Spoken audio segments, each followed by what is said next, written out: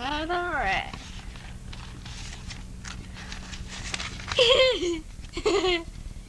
Ramona Quimby. Ramona Quimby. Brave and fearless. Was half running, half skipping to keep up with her big sister, Beatrice, on their way home from the park. She had never seen her sister's cheeks so flushed with anger as they were with this August afternoon. Ramona was sticky from the heat and grubby from landing on the sawdust at the foot of the slides. But she was proud of herself. When Miss Quimby had sent the girls to the park for an hour because she had an errand to do, an important errand, she told Beatrice as Beatrice is called to look after Ramona. And what happened for the first time in 6 years, Ramona had looked after Beatrice, who was supposed to be the responsible one. Bossy was a better word Ramona sometimes saw, but not today. Ramona had stepped forward to defend her sister for a change. Beezus, said Ramona, panting, slow down. Beezus, clutching her library book in her sweaty hand, paid no attention. The clang of the rings, the steady pop tennis balls against asphalt, the shouts of children grew fainter as the girls approached their house on Click-Tat Street. Ramona hoped her mother would be home from her errand. Whatever it was, she couldn't wait to tell her what happened and how she had to defend her big sister. Her mother would be so proud, and so would her father when he came home from work and heard the story. Good for you, Ramona, he would say. That's the old fight. Brave little Ramona. Fortunately, the car was in the garage, and Miss Quimby was in the living room when the girls burst out in the house. Why, Beezus, said her mother, when she saw the flushed and sweaty faces of their daughters, one angry and one triumph. Beezus blinked to hold back tears in her eyes. Ramona, what happened to Beezus? Miss Quimby was alarmed. Don't ever call me Beezus again. Beezus' voice was fierce. Miss Quimby looked at Ramona for explanation, and Ramona was eager to give it. Usually Beezus was the one who explained what happened to Ramona. Now she had dropped her ice cream cone on the sidewalk and cried when Beezus would not let her pick it up, or how she tried, in spite of the rules, to go down the slide head first and landed her face in the sawdust. Now Ramona was going to have a turn. She took a deep breath to tell her the tale. Well, when we went to the park, I slid on the slide a while, and Beezus sat on the bench reading her library book. Then I saw an empty swing, a big swing, not a baby swing, over by the wading pool, and I thought, since I'm going to be in the first grade next month, I should swing on the big swings. Should I, Ma? Yes, of course. Miss Quimby was impatient. Please go on with the story. What happened to Beezus? Well, I climbed up the swing, Ramona continued. Only my feet wouldn't touch the ground because there was a big hollow under the swing. Ramona recalled how she had longed to swing until the chains went slack and her hands and toes pointed to the tops of the fir trees. But she sensed that she had better hurry up with the story or her mother will ask Beezus to tell it. Ramona never liked to lose an audience. And I said, Beezus pushed me, and some big bad boys heard me, and one of them said Ramona was eager to be one to tell the story with reluctant to repeat the words, hesitated, said what? Miss Quimby was baffled.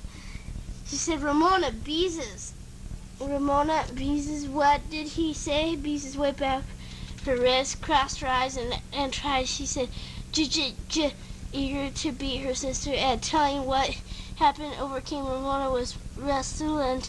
He said, Jesus, Beezus. Ramona looked up at her mother, waiting for her to be shocked. Instead, she merely looked up surprised and what could be amused.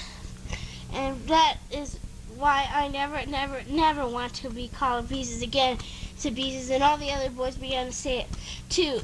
Ramona, warming to her story now, was past the bad part. "Oh, Mama, it was awful, it was terrible.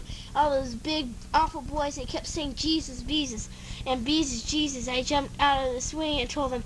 Here Beezus interrupted. Anger once more replaced the tears, and Ramona had to get into the act. Do you know what she did? She jumped out of the swing and preached a sermon. Nobody wants a little sister tagging around preaching sermons to a bunch of boys. And they weren't big either. They were just trying to act big. Ramona was stunned by the view of the behavior.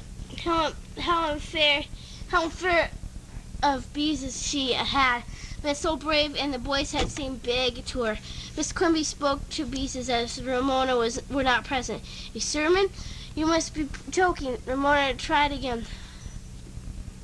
"Mama, I Beezus was not going to give her little sister a chance to speak." "No, I'm not joking." And then Ramona stuck her thumbs in her ears, waggled her fingers, stuck out her tongue. I just about died. I was so embarrassed. Ramona was suddenly subdued. She had thought Beezus was so angry at the boys, but now she turned. She was angry with the little sister too. Maybe angrier. Ramona was used to being considered a little pest. Now she knew something was a pest. This was something different. She felt like if she were standing aside looking at herself. She saw a stranger with little 6-year-old with straight brown hair, wore grubby shorts and an old T-shirt inherited from Beezus, which had Camp Menu printed across the front. Silly little girl's embarrassing her sister so much that Beezus was ashamed of her, and she had been proud of herself because she thought she was being brave. Now it turned out that she was not brave. She was silly and embarrassing Ramona's confidence in herself. She was badly shaken. She tried again. "Mama, I badly shake. Miss Quimby." Miss Quimby felt her older daughter deserved all her attention. "Were they boys you know?" "She asked sort of," said Beezus with a sniff. "They go to our school, and now when school starts, all the boys in 6th grade will be seeing it. 6th grade boys are awful. They will have forgotten by then." Miss Quimby tried to reassure. Beezus sniffed again. "Mama, I think we should stop calling her Beezus, even though her feelings hurt." The confidence shaken Ramona as the reason of her trying to help Beezus. Whenever someone asked Beezus where she got such an unusual nickname, Beezus always answered it came from Ramona. When she was little, she couldn't say Beatrice. Now Ramona was about to enter 1st grade, and she did not remember where there was a time when she could not pronounce her sister's name. "Just because I have an Aunt Beatrice, I don't see why I have to be named Beatrice too. And Beezus, no one else has a name like Beatrice." "You wouldn't want a name like everyone else's," Miss Quimby pointed out. "I know," agreed Beezus, "but Beatrice." "Yuck," said Ramona, trying to be helpful, but her mother frowned. How about Trissy?" she suggested hastily. Beezus was rude. "Don't be dumb, then. They would call me Sissy Trissy or something. Boys in 6th grade think of awful names. Nobody ever calls me anything but Ramona. Ramona could not be helpful thinking of an awful name, but be interested in having. "Why don't you be Beatrice? Nobody can think of a bad nickname for Beatrice." "Yes, I guess you're right," agreed Beezus. "I'll have to be plain old Beatrice with her plain brown hair." "I think Beatrice is fancy," said Ramona, who also had plain brown hair, too, but did not take it so hard agreeing with Beezus. Beatrice gave Ramona a cozy feeling, as if something usually pleasant had taken place. Beezus honored Ramona with a watery smile, forgiving her at least for the moment for preaching a sermon. Ramona felt secure, happy.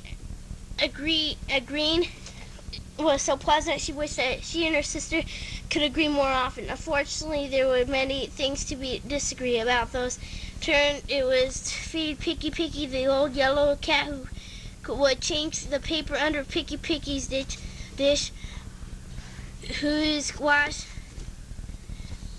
had been left sopping in the bathtub because someone had not wrung it out, and those dirty underwear had been left in half of the room. Ramona always said Beatrice was bossy because she was older. Beatrice had Ramona always gotten her own way because she was the baby, and because she always had a fuss. For a moment, they all forgot. Miss Quimby smiled to the girls, peace one another. Don't worry, Beatrice. If the boy sees you, just hold your head high and ignore them. Then they can't tease you. They will stop. The two sisters exchanged looks.